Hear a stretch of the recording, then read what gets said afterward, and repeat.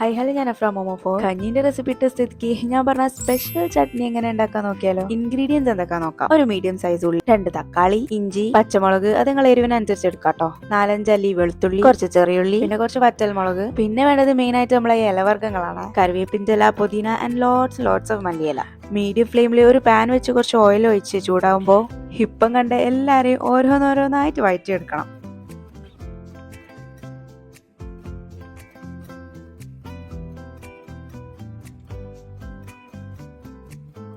ആവശ്യത്തിനുള്ള ഉപ്പ് മാത്രമേ നമ്മൾ ഇതിലേക്ക് ആഡ് ചെയ്ത് കൊടുക്കണുള്ളൂ കേട്ടോ. വേറെ ഒരു പൊടികളും നമ്മൾ ഉപയോഗിക്കുന്നില്ല. എത്ര മല്ലിയില കൂടുതൽ ഇടുന്നോ അത്രയും ചട്നി അടിപൊളിയാവും കേട്ടോ. എല്ലാം വഴണ്ട് വന്നതിന് ശേഷം ഇലകളൊക്കെ വാടിക്കഴിഞ്ഞാൽ അത് മിക്സിയിൽ നന്നായിട്ടൊന്ന് അരച്ചെടുക്കണം. ഇതിപ്പോ ലാസ്റ്റ് വീഡിയോയിൽ കണ്ട കഞ്ഞിക്ക് മാത്രമല്ല കേട്ടോ, ഉഴുന്നുവടക്കും ഇഡ്ലിക്കും ദോശക്കും ഒക്കെ ഒരു അടിപൊളി കോമ്പിനേഷൻ ആണ്.